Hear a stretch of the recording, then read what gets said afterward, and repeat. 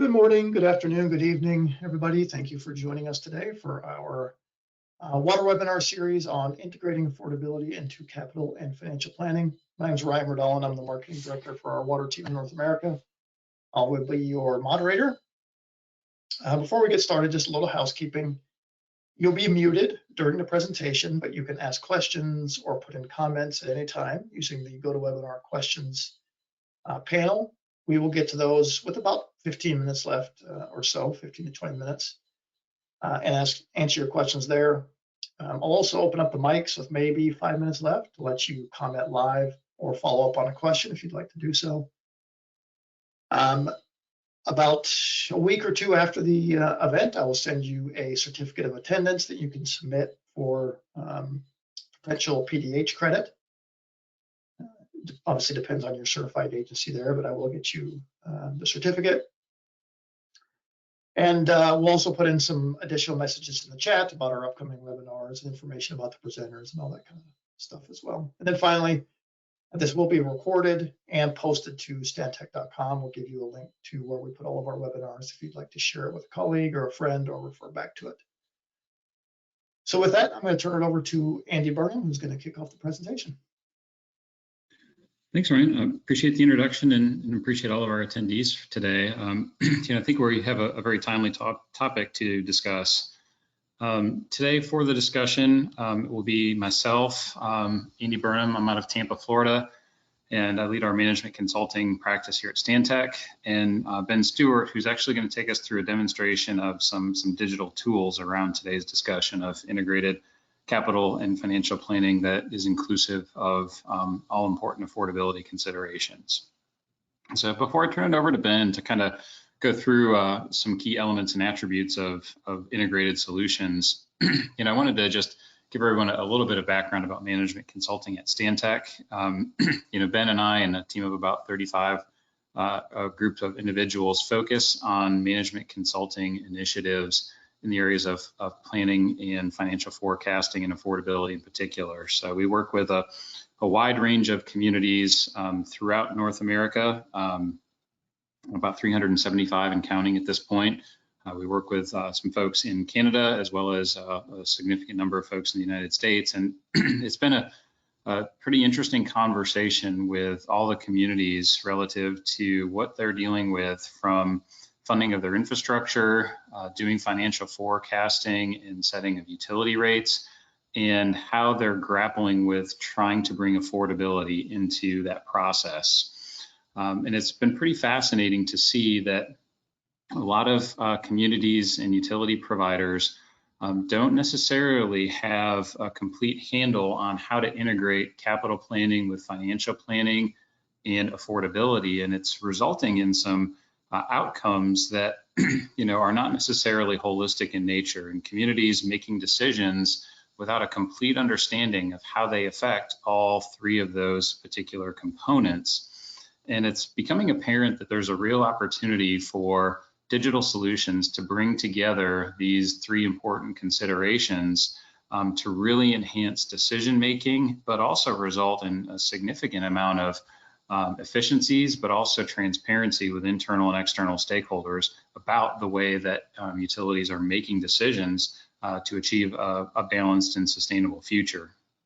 And so many communities have, developed capital plans that are forward-looking, 5-year capital improvement programs, sometimes longer, annual operating budgets, and then, financial management plans that really support the funding of those two things. And we see a lot of communities that have, different tools to evaluate the business case decisions of, investing in capital infrastructure, whether it's for asset management or maybe perhaps innovation in technologies or new technologies, that maybe while they increase the capital plan, it would have the hopeful effect of perhaps lowering the operating plan or operating expenses. And that can be fed into their financial plan, and they're able to evaluate the rate consequences of those types of decisions or business cases, if you will.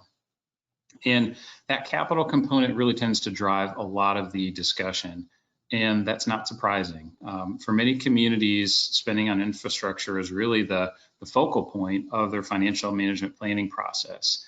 Operations tends to be, generally speaking, stable by comparison to capital, which is seeing significant increases as communities grapple with aging infrastructure, and as we now enter into a period of, at least in the immediate term, of inflation risk on materials and construction costs going up at a pretty significant pace. And so there's a significant amount of volatility there that the capital improvement component of this planning process is really the focal point and is often subject to change. And whether that's because of level of service decisions or asset management decisions, or in some cases, they're in response to changes in the regulatory environment, whether it's at the federal level or at the state or provincial level. Oftentimes these regulatory requirements have impacts to the capital plan in order to meet them. In my backyard in Florida, we're looking at a potential bill that will come into law that would eliminate surface water discharges from wastewater plants, which would obviously affect a lot of capital improvement requirements that would be necessary to achieve that. And that's just one example of kind of a continuous stream of impact that happens to capital planning, is to evaluate the cost of compliance with those types of regulatory requirements and over what time period can we achieve that compliance. And that's in addition to aging infrastructure and inflation.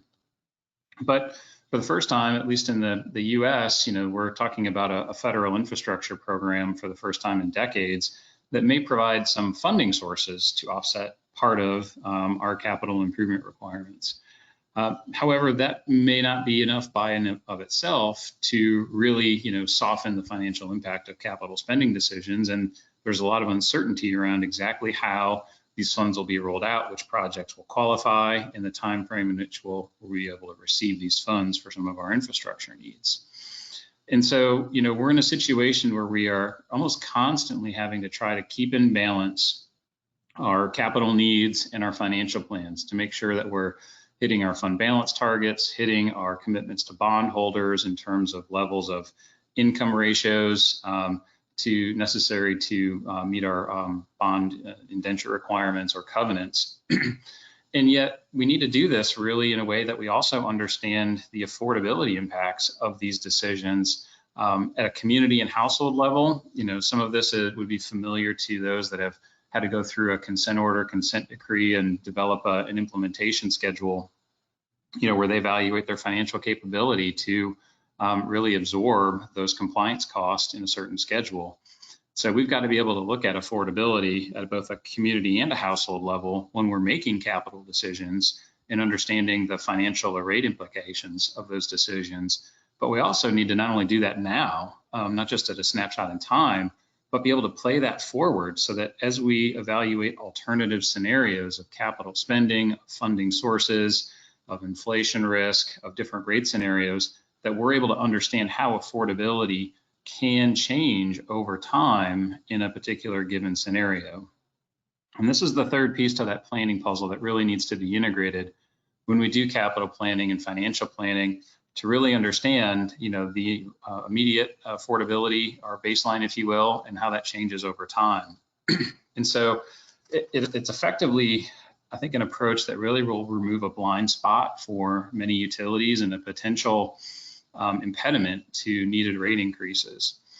If we have an understanding of what our current affordability is today and our current, demographics and socioeconomic information about our customer base, as we sit here today, we would then be able to understand how that would be influenced over time if we factor that information into our planning process for capital and rates and financial performance, so that we could see for a given scenario how that changes over time. What are really the drivers of affordability for our community with that information? Is it water use? Is it incomes? Is it the trajectory on our rates?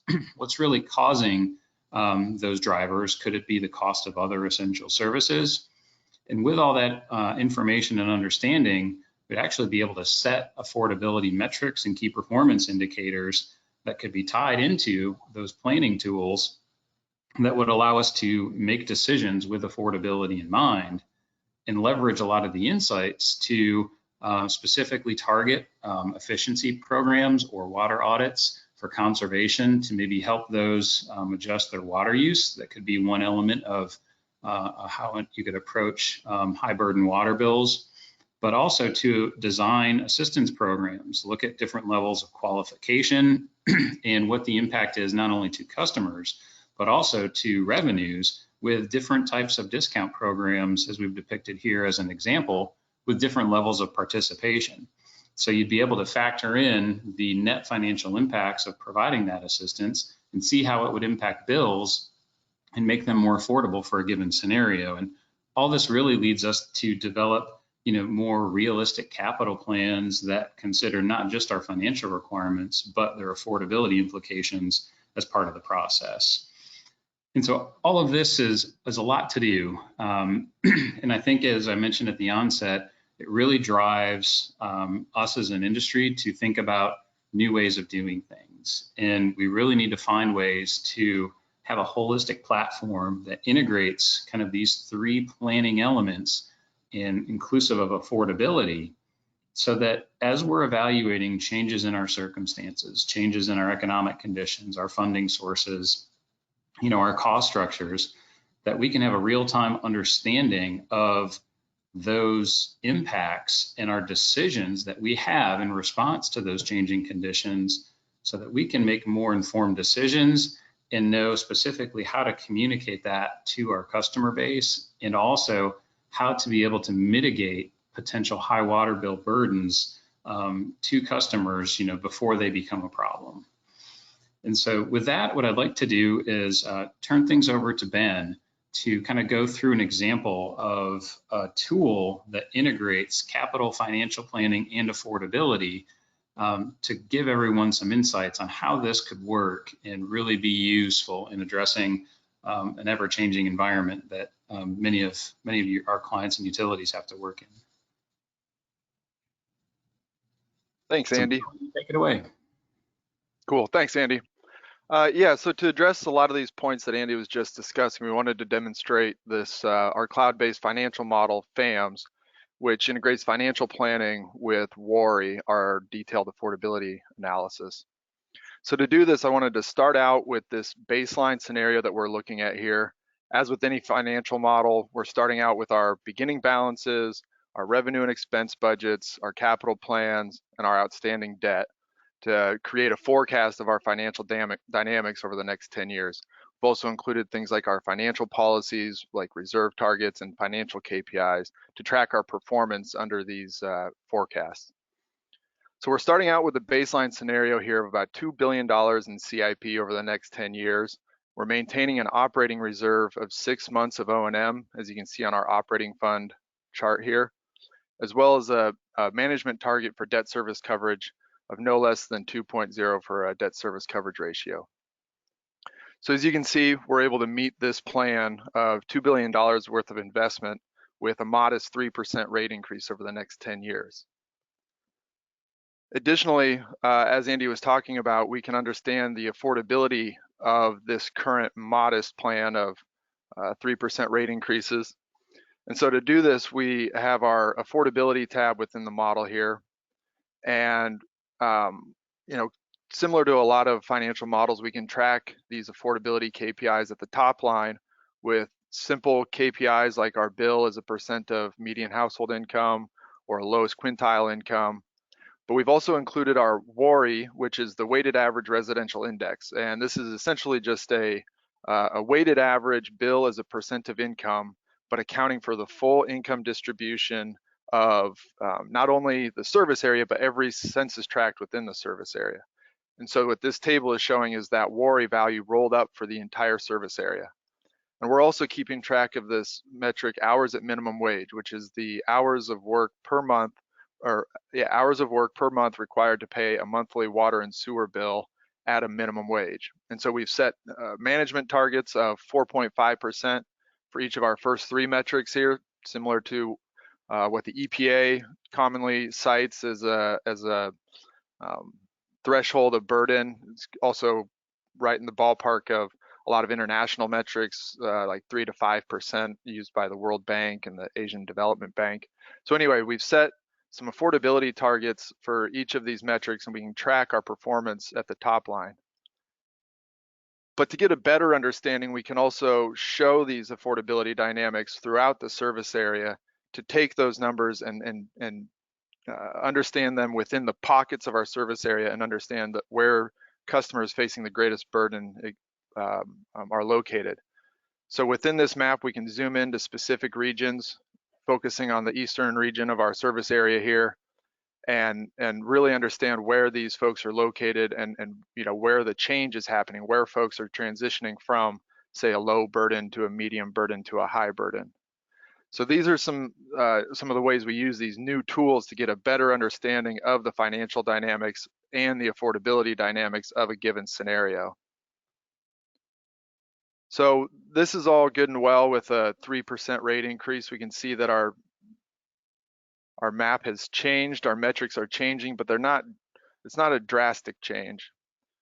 So to get back to some of the points Andy was talking about, we can also run some additional alternative scenarios.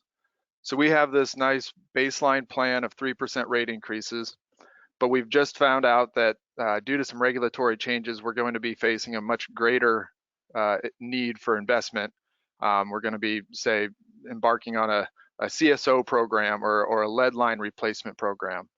And so to forecast and plan for that kind of a change, we can update our CIP, our capital improvement program, and we can do this by simply adding a new project. We'll call it a regulatory program. And we'll set that to be $250 million per year.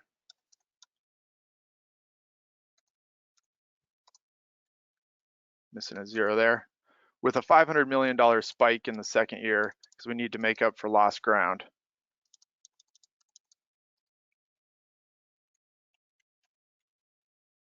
So we'll carry that $250 million a year CIP out over the forecast to 2031. And then we'll also set up our some funding rules. So within the FAMS model here, we can also be fairly specific in terms of how we want to pay for any given project. And so you can see at the top of our columns here, we have a number of different funds that we could use to pay for these projects.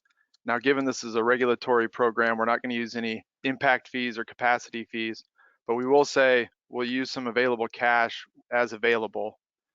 And once we've set these rules, we can set our initial funding option, which is to optimize our funding. And what this means is that we're going to allow the model to use the available cash based on the rules we've just specified off to the right here. And if and when we run out of available cash in those funds, what is our fallback funding source? And so for this scenario, for these regulatory projects, we're going to fall back to senior lien debt or, say, a revenue bond. So once we've set up this new scenario, we can come back to our panel and recalculate this model. Now, I don't think anybody's going to be surprised to see that at 3% rate increases, this isn't going to cut it. So we've just added, over $2.5 billion worth of capital. 3% rate increases are going to be woefully insufficient. But we don't really know where we're starting on these rate increases. So we'll come back to some of our inputs here, and here's where we can drive not only our rate increases using our overrides, but a number of different forecast assumptions and forecast drivers. For example, that operating reserve we talked about earlier, we could change that here. We can also change things like our O&M and CIP execution as appropriate. But to start with, we're just going to clear out our rate increases because we don't really know where we're starting now that we've added all of this capital. And so once we clear out those rate increases, what the model will do is solve for just-in-time rate increases. So it's going to use the available funds first, and then once funds run out, it will apply those funding rules that we talked about earlier for the capital projects, and then as needed, raise rates to meet our financial targets year over year. So with this scenario, you can see that we don't necessarily need a rate increase in that first year, but once that massive capital program hits, we're looking at a couple years worth of double-digit rate increases. And so I don't think anybody on this call is looking forward to going out to their ratepayers and talking about 20 and 12% rate increases. So instead, we can come back to our inputs here, and we can look at a way to levelize these rate increases. Now, to just save some time, I've saved these inputs, so we can save a series of inputs within our model here. And I've saved the rate increase program that's needed to meet this funding need. And so you can see I've also saved that CIP, the regulatory CIP that we were just talking about. Oh, I forgot a $50 million ramp up, as well as the rate plan needed to solve that particular CIP program. And so if we recalculate this model now, we'll get a more smoothed out set of rate increases that should meet these financial objectives and this additional regulatory program.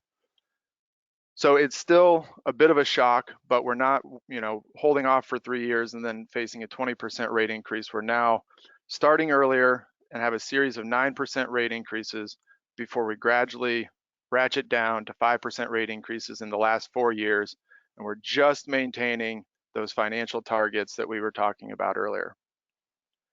So now that we have this large change in our financial plan, it'd be useful to be able to go back and compare this scenario to our baseline in terms of the affordability and how this looks throughout our service area.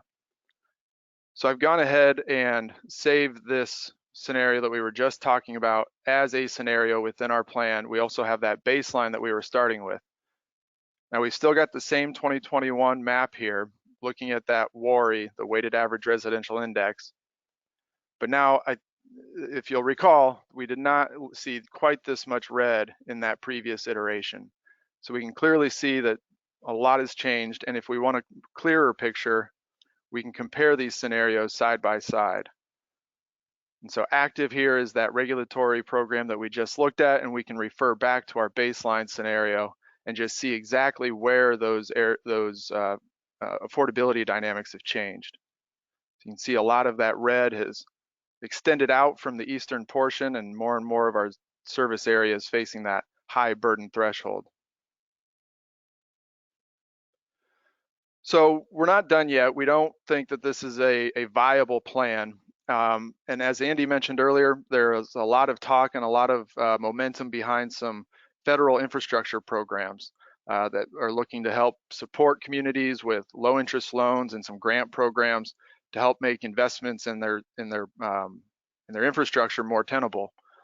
And so I've also set up yet another scenario here. And if I come back to our CIP, to save us all some time, I'll just refer to this saved CIP. And what I'm doing is completing the exact same amount of investment, but I've created a separate line here for just the loan funded portion.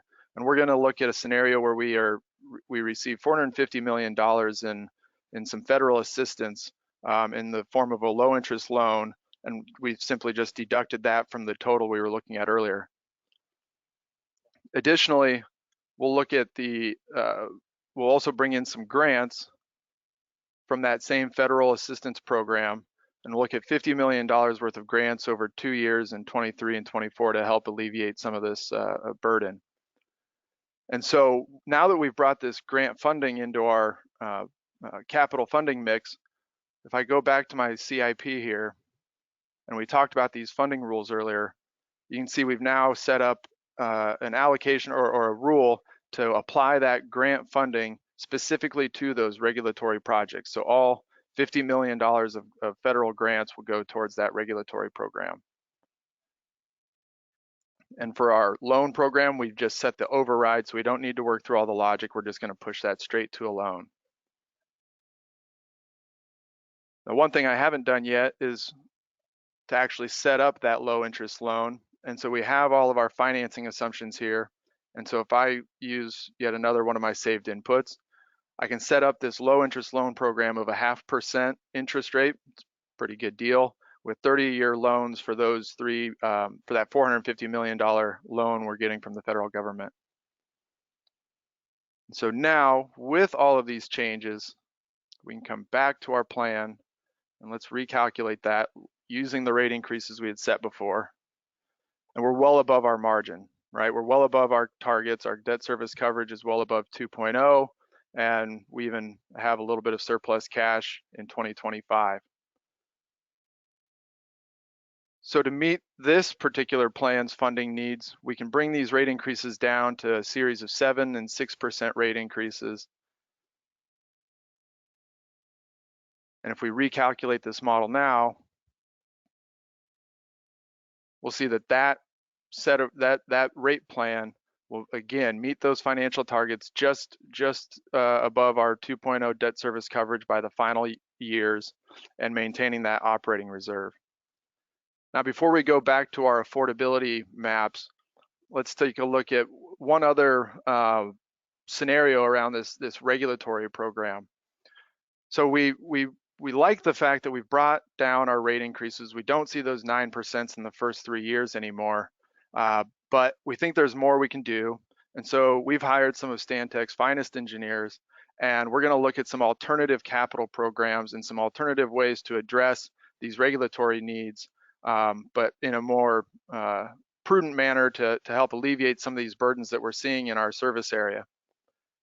And so what we can do is set up yet another CIP scenario here where we're going to take that initial spike and we're going to take $200 million off of that. So, you know, we took this optimized portion, the non-loan funded portion of 350 million down to 150, and then we're going to spread that out over the subsequent years. So we've added another $20 million into the following years. So we're just taking that spike and we're going to help, you know, we're going to try to spread that need out over the next 10 years and you know, utilizing some new technologies and some more current approaches to help meet the same requirements of that regulatory program. So we've redistributed our capital load, and additionally, we've invested in some new operating technologies that will help us bring down our O&M budget. And so we've also set up an optimized O&M program where we're going to reduce our O&M by $15 million a year starting in 2025 after the system optimization and automation program is completed. So now we're really starting to combine, you know, we've started with this massive regulatory program that's going to, you know, have 9% and 8% rate increases. We've leveraged a lot of different funding mechanisms, including federal assistance and low interest loans and some grant programs. And now we've brought in the technical aspect by, you know, bringing in our technical experts and engineers to improve our operations and improve that capital plan. So now that we've come at this from all sides,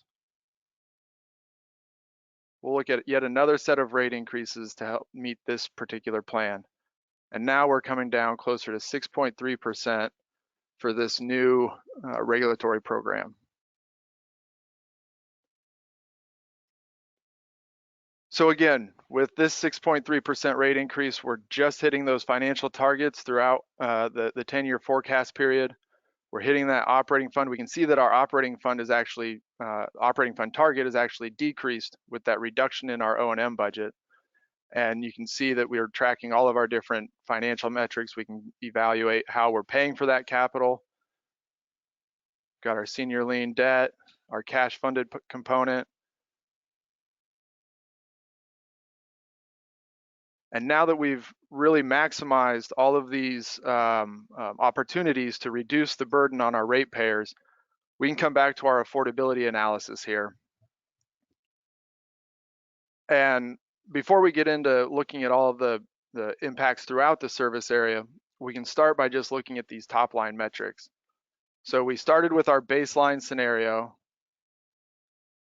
We then went to a massive, you know, increase in investment without a lot of fine tuning. And we also then did everything we could from a financial and technical perspective to try to bring down the affordability or the financial burden to our ratepayers. And so now, well, I don't need that one. That's our active scenario. So now you can see each of these scenarios side by side in our affordability KPIs. So just looking at this bill as percent of median household income, we start with our baseline B, and you can see we're staying below that target of 4.5% all the way through 2031 with those 3% rate increases. But that wasn't viable once we started to address this regulatory need. And under those initial plans, we had to take our rate increases up to 9%, 8%, and 7%.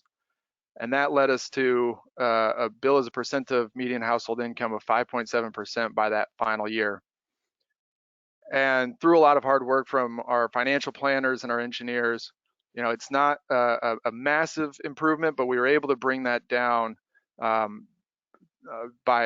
leveraging all of these financial and engineering tools down to 5.4%. So we understand that we're still exceeding those targets, but we're going to at least get through the next 5 to 7 years before we get above that 4.5%. Maybe we can reevaluate some things in our final 5 years, and we're making improvements over where we started on this regulatory program. Additionally, we can come back to our side-by-side map comparison, and we can bring back that first regulatory program. We can really understand where these changes have been felt most significantly. So you can see we've mitigated some of these high burden red areas. Fewer of our customers are facing those high burdens of bills over 4.5%. And we can key in on some of these areas in the eastern portion to really see, where we've achieved the greatest benefits. But in looking at this map, you can see that we're still, we only brought our metrics down by 0.3%. We've still got a lot of areas that are facing a high burden. And so it'd be useful to have a better understanding of our customers and of our residents. So we've also set up a pair of community and customers maps. So these maps are here to just give us some background and a better understanding of our residents. And so we can map all sorts of different socioeconomic indicators. We start out with our poverty rate here, where the darker shades are higher rates of poverty. Unsurprisingly, we see the greatest concentration in the eastern portion of our service area.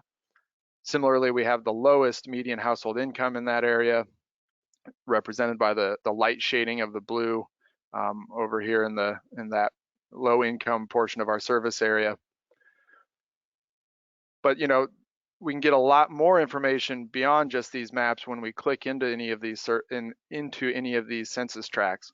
And so I've set up a whole slew of metrics that might be of interest for each census tract as we think about our customers. So we've got a lot of that information that we had mapped with our median household income, lowest quintile income. We can also track things like our consumption. So here we have our typical monthly consumption in 100 cubic feet, what the typical bill is, what that assistance program bill might look like, as well as a number of these socioeconomic indicators. Now, one other thing we can track is the participation rate of our assistance program by census tract. So we've included our current assistance program participants, as well as our total residential customer households, and that current customer assistance program participation. And so we're about 14% of residents in this census tract are participating in our assistance program. So from a high level financial planning and capital planning perspective, we feel like we've really done everything we can here. But as a final step, we want to look at the possibility, the viability of increasing enrollment in our customer assistance program. So as a final step here, I'll come back to our inputs, and we've included an assistance program participation adjustment. So as we go out and start communicating this plan to our customers, we also want to be sure that we understand the challenges that they're facing, and we're going to set a management goal of trying to increase our participation in these programs by 5% a year. Now, it's too late to do anything this year, and we're not really ramped up to do that next year, but starting in 2023, we're going to try to increase our participation by 5% per year. So to start with, we're going to want to understand what our financial impacts would be of that kind of a change. So we've included that into our forecast. We'll recalculate our model. And we can see that we just had a very minimal change in our debt service coverage in those final years. So it did have an impact, but we're still able to meet all of our objectives with this 6.3% rate plan, while also increasing our participation in our program by 5% a year.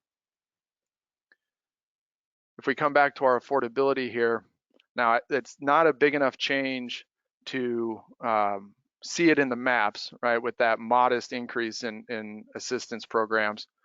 But we can see it if we compare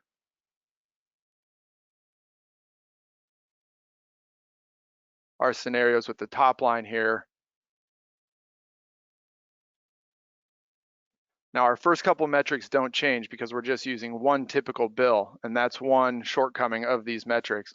But when we look at our WARI analysis, and I failed to mention earlier, this WARI analysis, not only does it include the income distribution of every census tract, but it also includes the typical bill of every census tract. So we've just changed what the typical bill is for each census tract by weighting it to, more towards those assistance programs. And so again, it's a modest benefit, but we are making steps, we're making strides towards increasing those affordability outcomes by increasing participation in our customer assistance program or say our conservation program.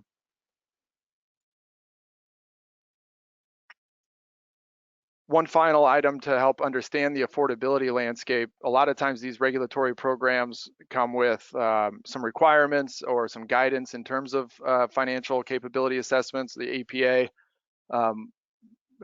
includes a financial capability assessment as part of its CSO programs. And so we've also included that within our financial model here. And now this is a very specific example for those CSO financial capability assessments.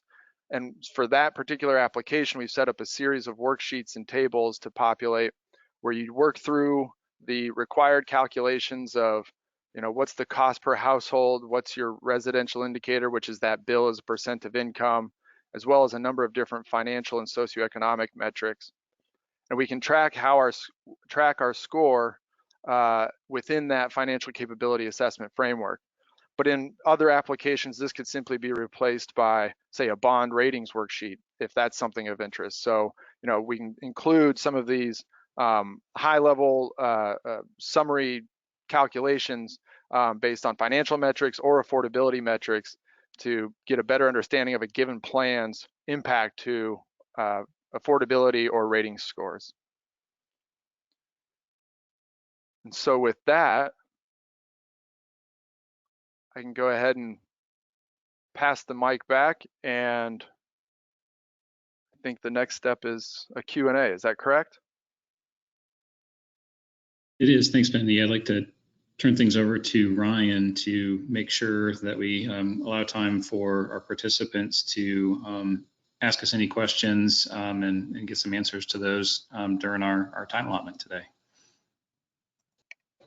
Yeah, of course, Andy, I made you the presenter again there. Yeah, great. We do have some questions that have come in, so I will go ahead and start asking those. And again, feel free to put your questions in the questions box, comments, and we'll get to as many as we can in the time we have remaining.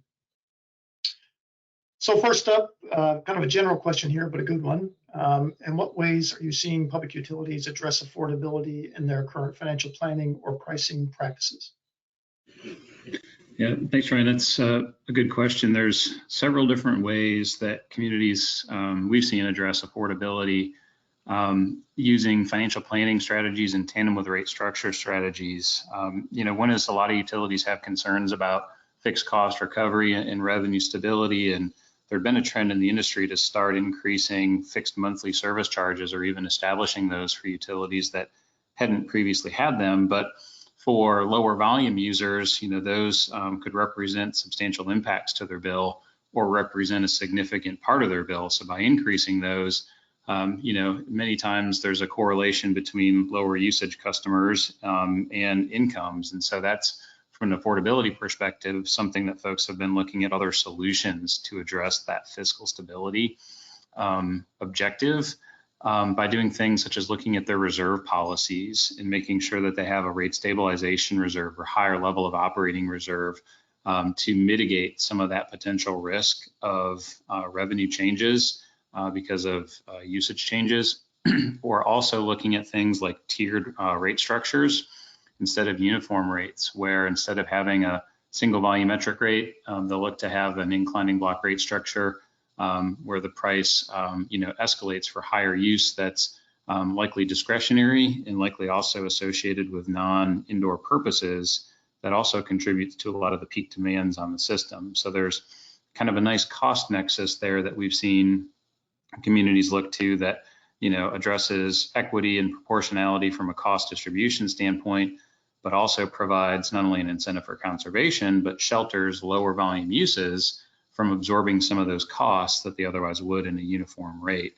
So those are kind of a couple of key strategies that we see out there now that are, in the context of traditional, rate making structures and financial planning policies that communities have tried to use, in addition to, things like Ben mentioned in terms of, discount programs, and crisis assistance, programs. Yeah, good. So a good lead into another question that's come in. Basically, federal funding is sometimes limited or harder to access. What are some alternative funding sources that communities have used that you're aware of?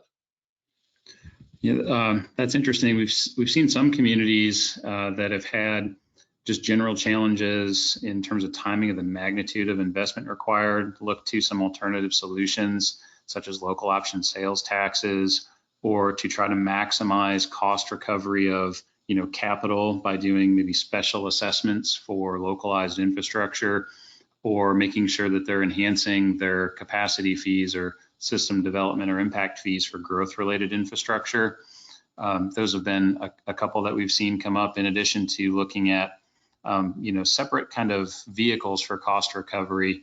They're not new in Wisconsin in terms of having separate charges that could actually show up as part of the property tax bill for fire protection, or special surcharges that could account for specific cost requirements. So I think getting outside of traditional fixed and variable charges, there's some options that communities are looking at when they're in a situation where they don't feel like they have enough tools in those conventional toolboxes to be able to address the magnitude of spending that they're seeing, or affordability concerns that they're seeing in their legal environment.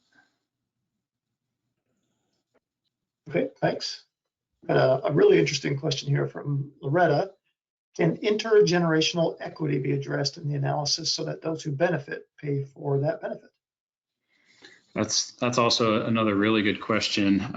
A lot of communities and utilities will have some, whether they're informal or formal, capital funding policies and debt policies that really look to establish that type of a relationship between the capital projects and how they're funded. So similar to how Ben was showing kind of different funding rules for certain projects in the model, we see a lot of communities give thought to making sure that for kind of continuous, renewal and replacement expenditures that need to happen year over year, rates need to be sufficient to cover that. Otherwise, it's kind of, a situation where if you continue to borrow for those recurring needs, you'll be paying more in principal and interest than you would if you had just, sized your revenue stream to cover those recurring annual cash expenditures. But for new assets, new treatment plants, or assets that, are complete rehabilitations and that reset the useful life of assets, that's where I think the use of longer term financing mechanisms and, setting that up for those types of projects makes a lot of sense to preserve that intergenerational equity dynamic, because future ratepayers will benefit from those types of investments that really reset, the useful life of an asset, or create new assets that are sized to meet, growth over the next 10, 20, or 30 years. So great comment and question, and it really should be considered in the context of project-specific funding, but also potentially in, formal or informal, debt policies. Okay. How would the model deal with the utility wanting to look at a P3 as an option to potentially reduce rates and guarantee service cost and rates on a long-term basis? So bringing in some private funding. Sure. I think similar to what Ben had set up for the discussion purposes today on the federal funding programs, it's really a matter of defining, the elements of the P3 relationship in terms of what would be the impacts to operating costs, both positive and negative, potential revenue streams, capital cost, and, if there's any lease components or, return requirements of, the private entity, those would be factored in and could be adjusted in the model, then compare it against a more conventional scenario of, delivering an asset and continuing under kind of the traditional business model and operations, if you will. So really for kind of any scenario that we want to look at, it's really having the information identified so that you can change the assumptions to model that scenario. And then, within FAMS, as Ben showed, we can save some of those inputs as cases and then build them as scenarios. So you could compare the results of the P3 based upon the assumptions or parameters of it, as compared to, different alternatives that you may have, for going forward. So very, very programmable, if you will. The platform's highly customizable, as has been mentioned, to be able to run those types of scenarios. All right, so you mentioned customization. There's a question here about how would you get the community's data into and update it within FAMS? Sure, Ben, why don't you go ahead and take that one? Sure. Yeah, there are a number of different ways to get the information into the model. One is simply, what we had shown today, where we create these editable tables like we showed with the CIP today. So you could simply plug in new information, and that information can expand, with new projects, new transfers, new outstanding debt obligations, and even new expense budgets. But we've also set up, especially for cases where you might have a very large table, say a 100 or 1,000 row operating budget, we've set up the ability to upload an Excel file into the model. So as long as that, that file, that flat sheet stays in a consistent format, we can accommodate it. And as you get a new mid-year budget or something like that, you can simply upload a new budget. And the nice thing about that is when you use that functionality, you don't lose the original budget. The original budget can stay there as a baseline, but you can then, almost like the scenarios we were looking at today with the different saved inputs, you can refer to either budget and pick and choose. If you have 5 different budgets that you're thinking about, you can pick and choose between those budgets and look at the financial impacts of those. So there are a few different ways, but those are kind of the main inputs for larger data files and data sources. Okay, thanks. More on the output side of things, customers may request the basis for some of the algorithms embedded in the FAMS model to prove that the assumptions are reasonable and reflect real world circumstances. Can you discuss how this information would be provided or might be provided? Well, in terms of the output schedules, there's a few different options. From an algorithm standpoint, on the back end, what we do is customize, detailed outputs from FAMS that can provide everything from beginning balances, assumptions and historical data for accounts and billed volumes, inflation factors for operating expenses, capital, interest rate assumptions, revenue calculations, and same for operating expenses. And we typically produce those kind of as similar to the inputs, as Ben mentioned, as flat files. So in Excel, that way they can be, customized so that they could be readily incorporated into client systems, or, otherwise manipulated and adjusted, by communities as part of their, evaluation process, so that they can, test out and work with the numbers to, compare and validate those. Additionally, if there's elements of it that, just in the interface itself, we really didn't focus on it, but you could really grab any of the images in the interface and just copy it into a PowerPoint presentation, or into a Word document, or even into Excel, and to be able to work with the values that you see from any of the particular tabs of the interface. So a lot of different options to get the information out. And I think those detailed schedules at the back end are probably the ones that would be really the most in-depth detail, so that you can basically see all the pieces to the given scenario that you're working with, within the model. Okay, great. Some more questions here. How customizable is the platform for standalone utilities, like a water-only agency? And can it incorporate stormwater costs?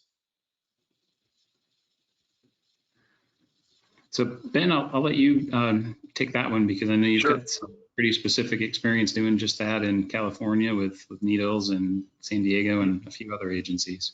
Yeah, absolutely. I would say the most common application is a single standalone utility that we do get into a number of cases with, like the example we showed today of sewer and water. But more often than not, it is a standalone utility. So we can customize it to either 1, 2, 3 different components to a utility, and then in terms of the type of utility and what types of costs come into play, we've set these up for water, wastewater, reclaimed water, general funds, stormwater utilities, electric utilities, street special revenue funds. So basically, any fund, any utility, we've probably done something exactly like it or similar. So it's just a matter of, as Andy was talking about earlier, customizing it to match the dynamics of that given utility, and how it uses reserves, what its policies are, what its funding sources are. So in some cases, like when we're working with in California here, we're looking at creating a brand new stormwater utility or something close to it. And so that is a lot of scenario analysis, looking at all sorts of different potential funding mechanisms.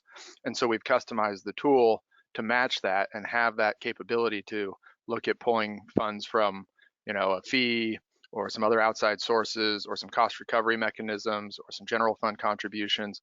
So it's very, very highly customizable to match the situation at hand.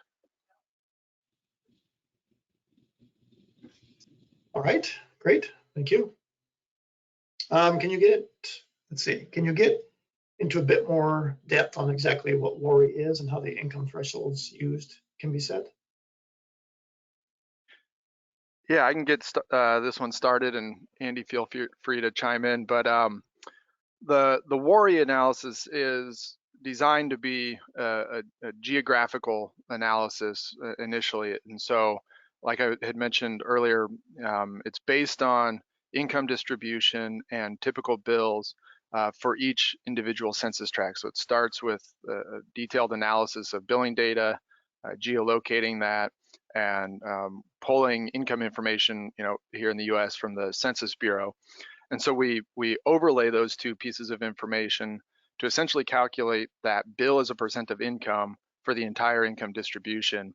And then the weighted average part is weighting that bill burden by the number of households within that income bin. So it's a fairly big, complex model, but it ultimately gets at, what is our average bill as a percent of income?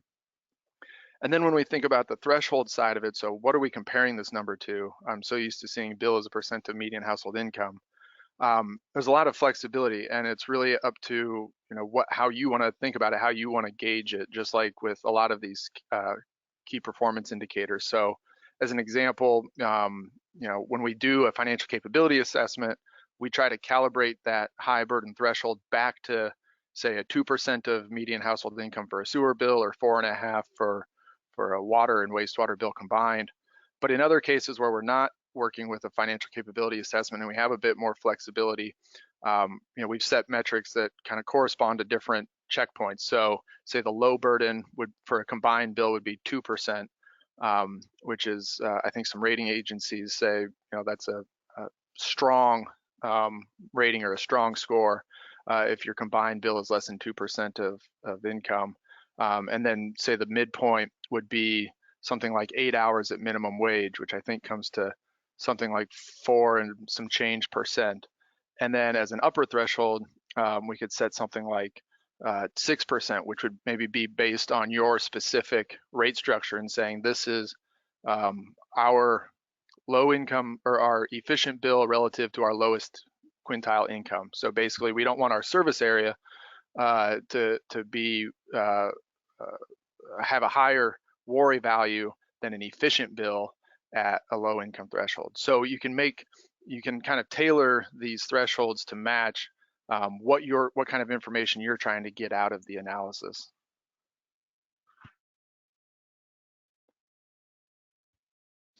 Okay, good. All right, we've got 5 minutes left here, so I'm going to turn the mute function off. So if anybody would like to ask a question or follow up or comment live, you're welcome to do so now. You should be able to unmute yourself.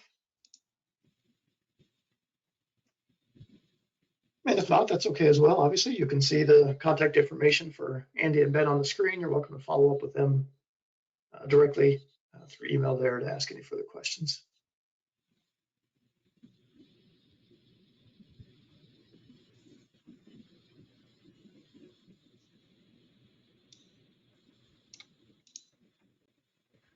All right, well, if that's it, I think we'll give everybody back about 4 minutes in their day. I just want to say thanks again for joining. We really appreciate you taking the time.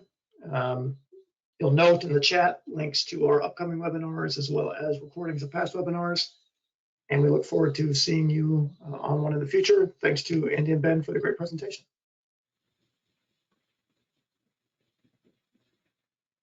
Absolutely. Thank you, everybody. Thanks, folks. Have a nice day, everyone.